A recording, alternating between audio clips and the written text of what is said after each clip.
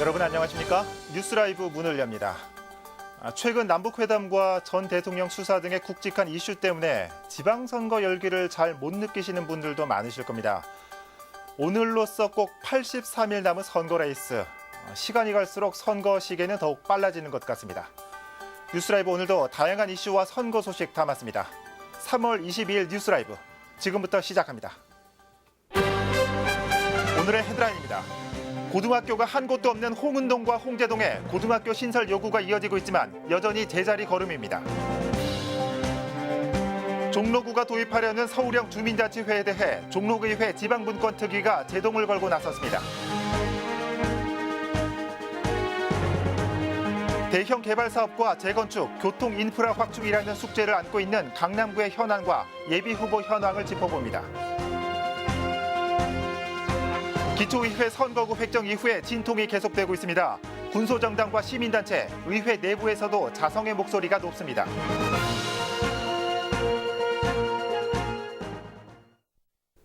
(6.13) 지방선거를 준비하고 있는 후보들은 민심의 방향을 빠르게 읽는 것이 중요할 겁니다. 유권자들의 목소리를 통해 지역의 이슈를 알아보는 시간, 오늘은 강남구로 가봅니다. 대형 개발 사업과 재건축, 교통 인프라 확충이 화두로 떠오르고 있습니다. 지혁배 기자입니다. 강남구는 국제교류 복합지구 조성과 영동대로 통합개발이라는 굵직한 현안이 가시권에 들어왔습니다. 초대형 개발 호재를 남겨두고 있지만 여전히 풀어야 할 숙제가 많습니다. 무엇보다 재건축 문제가 현안으로 떠오르고 있습니다. 초과이익 부담금과 분양가 상한제 같은 각종 규제로 부동산 시장이 얼어붙고 있기 때문입니다. 준공돼서 4억 내야지, 분담금 1억 내야지, 5억이잖아요. 5억 현찰이 없으면은 또 융자도 못 받아요. DTI 뭐 그런 걸 다 묶어가지고 우리가 집주인이랑 융자 다 받아버리잖아요. 그럼 자동적으로 못 하게 되는 거예요. 서울시 최대의 판자촌인 구룡마을의 개발 문제도 화두입니다. 올해 연말까지 이주를 끝내고 공공개발에 들어간다는 목표로 추진되고 있지만 보상과 이주 문제에 대한 갈등이 첨예하게 대립하고 있습니다. 이와 함께 소규모 판자촌인 달터 수정마을에 대한 정비 문제도 현안으로 남아 있습니다. 여태 내 집을 갖고 살았잖아요. 근데 내 집을 갖고 사는 사람들이 그 임대 아파트라는 것은 세나 마찬가지잖아요. 그러니까 우리는 이주 대책을 해달라. 양재천 남쪽 개포동과 일원, 세곡동의 지하철 노선과 역사 유치를 위한 요구도 지속적으로 나오고 있습니다. 지난해부터 연장안이 추진되는 위례 과천선을 위시해 위례 신사선과 3호선 지선의 세곡동 경유 문제가 논의되고 있지만 명쾌한 대안이 마련되지 않고 있기 때문입니다. 그 동서간에 철도만 놓여지면은 모든 강남의 어떤 그 주민뿐만 아니라 경기도 주민들, 성남이라든지 과천 주민들까지도 상당히 효율성 있게 그걸 이용하고. 이와 함께 인근 도시개발로 강남에 진입하거나 통과하는 교통량이 꾸준히 늘어나고 있어 이에 대한 대책 마련 요구도 끊이질 않습니다. 출퇴근 교통정체로 몸살을 앓고 있는 도로망에 숨통을 틔우기 위한 광역교통망 건설의 필요성이 제기되고 있습니다. 지금 판교라든가 분당으로 출퇴근 차량이 많기 때문에 거의 다 구룡턴을 많이 이용합니다. 그 안산 쪽으로 빠지는 차량도 많기 때문에 양재대로가 삼거리가 굉장히 복잡합니다. 혼잡하고. 무엇보다 지역 현안의 정치 쟁점화보다는 주민 밀착형 생활 정책을 실천해 줄 것을 주문하는 목소리도 나왔습니다. 그 서초구에서 이제 그늘막이랑 그다음에 이제 그 비바람 피할 수 있는 시설 이런 거 조성되는 게 이게 저희 주민들한테 너무 많이 다가오는 거죠. 이제 그 정치적으로 좀 너무 가지 말고 그러니까 생활 밀착형으로 좀 다가왔으면 좋겠다. 현 구청장의 선거법 위반 논란과 횡령에 따른 구속으로 뒤숭숭한 강남구. 아직 여야의 대진표가 짜여지진 않았지만 유권자들은 재건축과 교통 문제 같은 산적한 현안 문제를 해결하고 민심에 귀 기울이는 정치인들을 기다리고 있습니다. 딜라이브 서울 경기 케이블 TV 지역배입니다. 계속해서 강남구 분위기 살펴보겠습니다. 강남구청장 자리는 역대 보수당의 후보들의 깃발만 꽂으면 당선되는 곳이었습니다. 3선 출마를 저울질하던 신현희 강남구청장이 공직선거법 위반 혐의로 1심에서 벌금 800만 원을 선고받았고 이 횡령 혐의로 구속되면서 한 치 앞도 내다볼 수 없는 안개 속을 걷고 있습니다. 먼저 이 더불어민주당에서는 현재 한 명의 예비 후보에 이름 올렸습니다.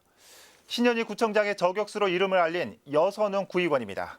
하지만 강남구 을 출신 전현희 국회의원이 서울시장 경선 출마의 뜻을 접으면서 중앙정부나 서울시 출신의 고위직 인사를 영입하기 위해 뛰는 것으로 알려졌습니다. 자유한국당에서는 공천 경쟁이 치열할 것으로 예상됩니다. 현재 예비 후보에는 3명이 출사표를 던졌습니다. 서울시 1급 공무원 출신인 서강석 씨와 주영길 전 서울시 의원, 김민숙 전 서영대학교 초빙 교수입니다. 이 밖에 모두 7명이 공천 심사를 신청했습니다. 무소속으로는 전 20대 국회의원 선거 강남구 을 후보로 출마했던 김광종 씨가 출마했습니다. 지금까지 강남구청장 예비 후보 살펴봤습니다.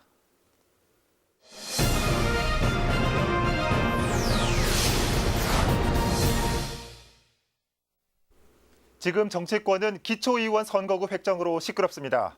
그제 서울시회를 최종 통과한 서울시 구의원 획정안을 먼저 살펴보겠습니다. 서울시 구의원 총 정수는 비례대표를 포함해 4명 늘은 423명이 됐습니다.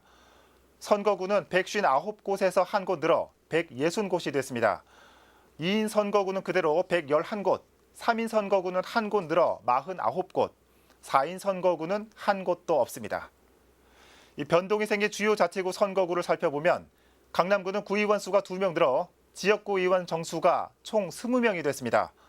선거구는 8곳에서 9곳으로 늘었고 지역구 의원이 2명 늘면서 2인 선거구가 하나 더 늘어났습니다. 노원구는 구의원 수가 1명 줄어 지역구 의원 수가 총 18명이 됐습니다. 상계 1동과 8구 10동이 한 개의 선거구로 합쳐지면서 이 3명의 의원을 뽑게 됐습니다. 이 밖에 강서구에서는 2명, 은평구에서는 1명이 늘었고 이 과정에서 일부 3인 선거구가 2인 선거구로 나눠지기도 했습니다. 문제는 이 4인 선거구가 애초 계획과는 달리 한 곳도 없다는 점입니다.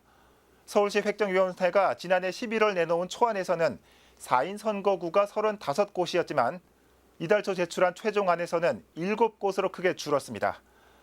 서울시회 최종 의결 과정에서는 이마저도 사라졌습니다. 강남구의 경우 의원 수가 2명 늘고 4인 선거구도 2곳 신설되는 것이 최종 계획이었지만 서울시회 의결 과정에서 다시 2인 선거구로 쪼개졌고 이런 상황은 4인 선거구가 신설될 예정이었던 강동구와 강서, 동대문, 은평구도 마찬가지입니다.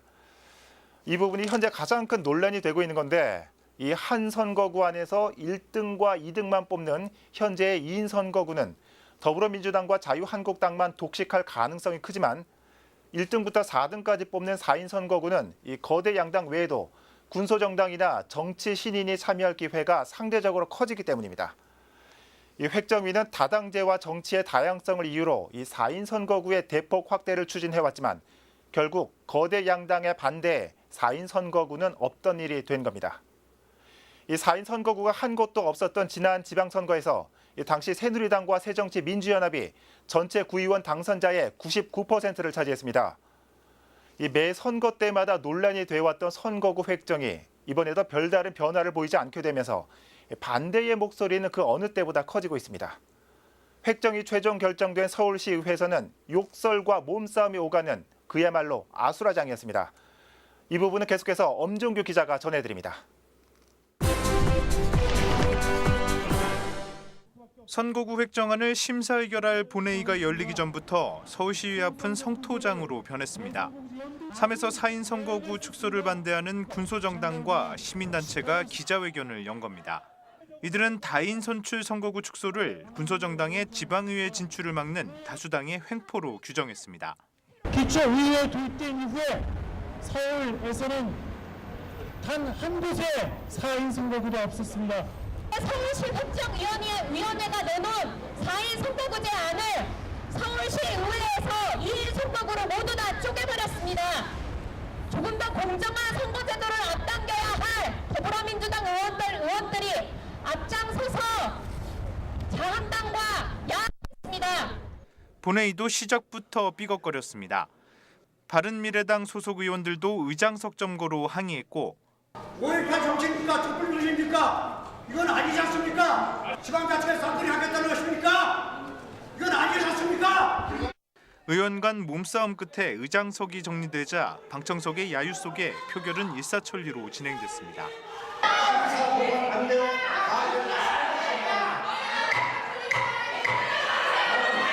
선거구 획정 결과에 따라 각 당의 유불리가 결정되는 상황에서 평소 의회에서 미덕이라 일컬어졌던 대화와 타협은 실종됐습니다. 딜라이브 서울 경기 케이블 TV 엄종규입니다.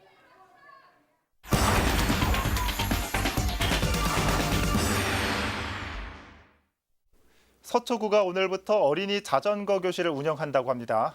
자전거 안전수칙이 익숙치 않은 지역 내 초등학생들이 대상이라고 합니다. 어떤 모습일까요? 현장에 나가 있는 취재기자 연결해 보겠습니다. 이재용 기자. 네, 저는 지금 서초구 양재동에 위치한 어린이 교통안전 교육장에 나와 있습니다. 네. 자, 이 기자 먼저 이 서초구 어린이 교통안전교육장 어떤 곳인지 소개 좀 해주실까요?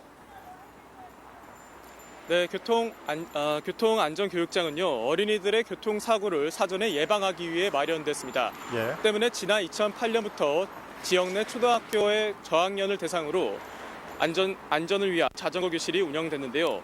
올해 신청된 교육자는 총 1,855명입니다. 교육은 예. 오늘을 시작으로 매주 목요일 오전 9시 30분부터 2시간 동안 진행되고요. 올해 교육 횟수는 총 25회입니다. 예. 하지만 초등학교 방학 기간에는 휴강이기 때문에 오는 10월까지 자전거 교실은 운영될 것으로 보입니다. 예. 자, 이 기자, 단순히 자전거를 타는 요령만 가르치는 건 아닐 것 같고요. 현장에서는 어떤 교육들이 진행됩니까?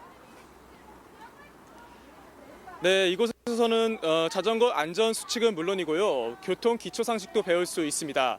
예, 또 이런 교육을 받은 이후에는 직접 자전거를 체험해보는, 자전거를 타볼 수 있는 시간도 갖게 되는데요.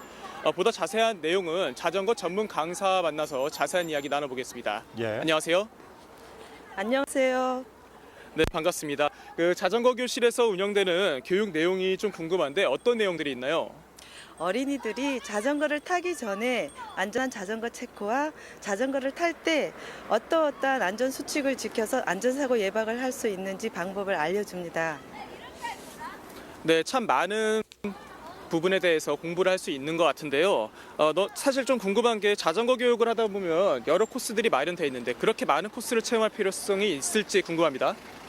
네, 자전거를 탈 때 실내에서 타는 것이 아니라 도로에서 타기 때문에 차와 함께 가기도 하고 하기 때문에 차도에서의 위험성과 위험한 운전에 대해서 아이들이 잘 모릅니다. 자전거는 잘 타고 있지만 위험한 자전거 운전에 대해서 잘 모르기 때문에 자전거 코스를 10가지 시험을 치르면서 10가지 코스를 지나는 동안 안전한 방법, 도로에서의 교통 수칙, 위험한 상황에서의 대처법, 방법 등을 알게 됩니다. 네, 말씀대로 자전거 교육을 받다 보면 넘어지는 경우도 다반사일 것 같은데 안전 대책은 있나요?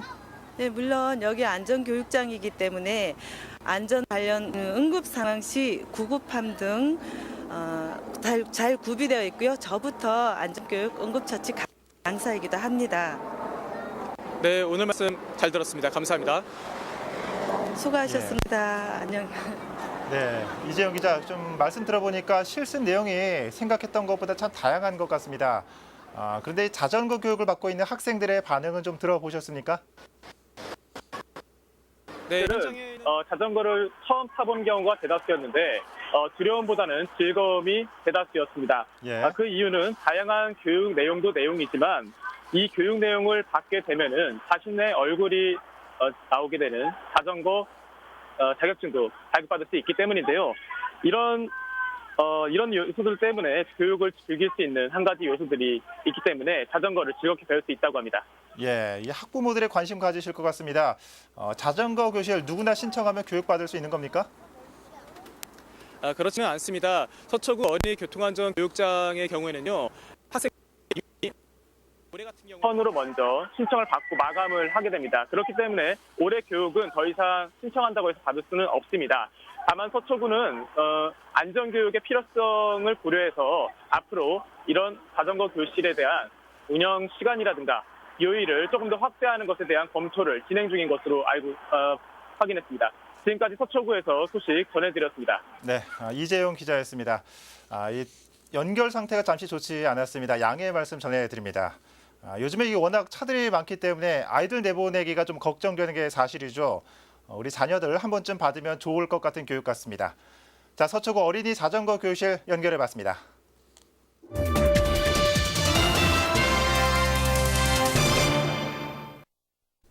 종로구의회가 서울에서 처음으로 지방분권 특별위원회를 구성하고 활동을 시작했습니다.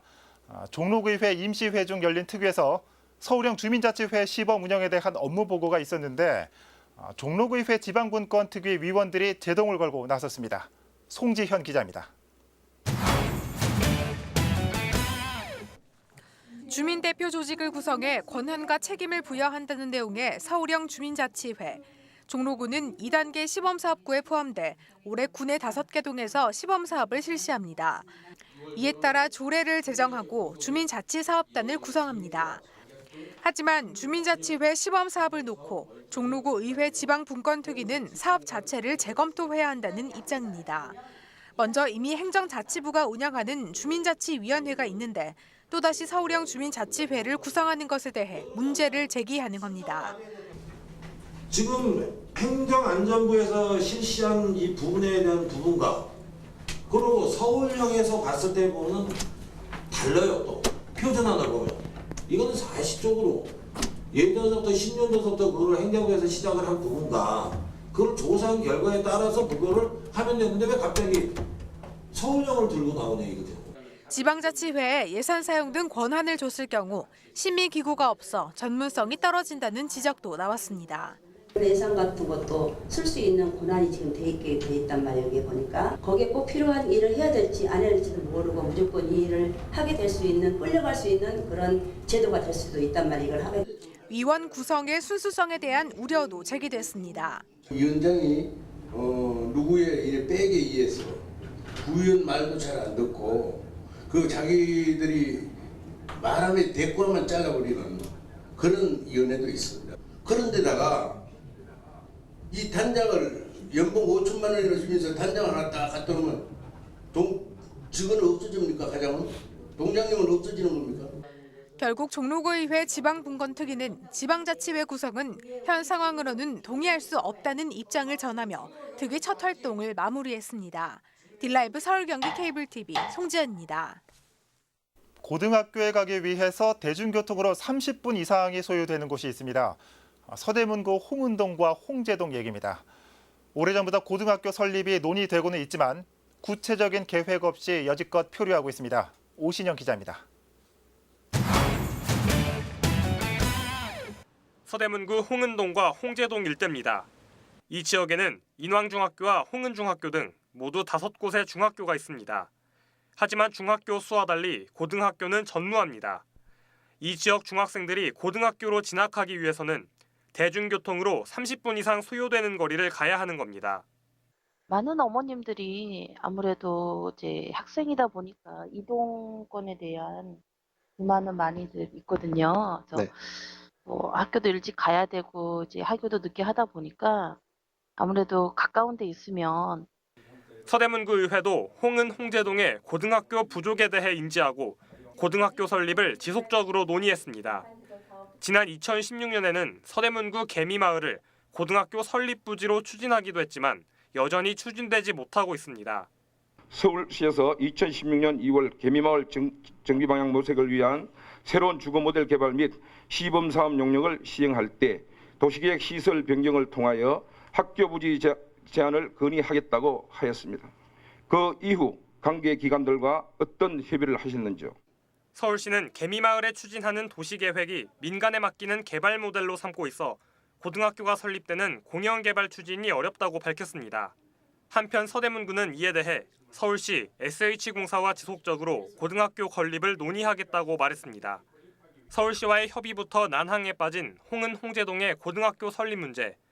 서대문구는 개미마을 외 다른 지역도 고등학교 부지로 추진하자는 입장입니다. 딜라이브 서울경기 케이블TV 오신영입니다. 돌봄이 필요한 대상이라고 하면 주로 아동을 떠올리실 겁니다. 하지만 아동 못지않게 노인과 장애인들도 누군가의 돌봄을 필요로 하는 경우가 많습니다. 중구 중림동에 이들을 위한 돌봄 시설이 문을 열었습니다. 진기훈 기자입니다. 탁 트인 공간과 깔끔한 시설이 눈길을 사로잡습니다. 어르신들을 위한 물리치료실부터 다양한 안마의자, 운동기구까지 어르신들을 위한 다양한 시설이 갖춰진 이곳은 중림 어르신 데이케어 센터입니다. 사회복지사와 요양보호사들이 상주하며 매일 어르신들의 건강을 점검하고 인지 프로그램을 비롯한 센터의 다양한 프로그램들은 어르신들의 일상에 활기를 더합니다. 여러 노인들하고 같이 접하니까 이 얘기도 나눌 수 있고 집에 있으면 혼자서 외롭잖아요. 즐겁고 좋죠. 배울 것도 있고. 현재 중구의 노인 인구 비율은 16.8%로 서울 평균 13.8%보다 높습니다. 특히 중림동 일대는 노인 복지시설이 부족해 시설 확충의 목소리가 높았던 상황. 중림 종합복지센터의 유휴 공간을 활용해 어르신 복지시설이 마련된 겁니다.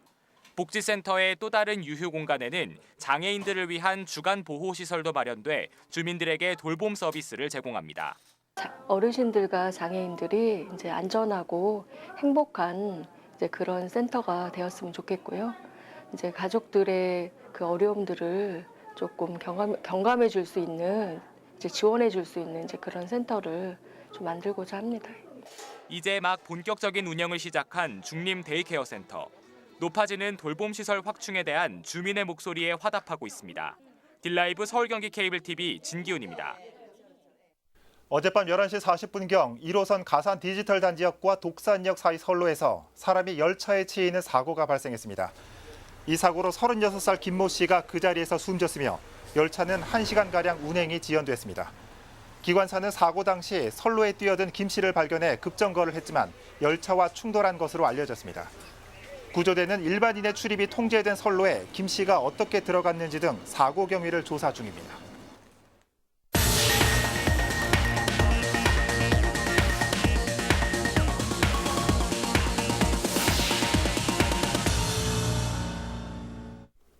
서울 시민들이 대중교통을 가장 많이 이용하는 요일이 언제일까요? 빅데이터를 분석한 결과 금요일에 대중교통이 가장 혼잡했고 일요일이 가장 이용량이 적었다고 합니다. 다시 한낮 기온이 높아지며 외출하기 좋은 날씨가 돌아오고 있습니다. 자가용은 잠시 두고 여유 있게 대중교통 이용해 보시는 것도 좋을 것 같습니다. 뉴스라이브 마칩니다. 시청해 주셔서 고맙습니다.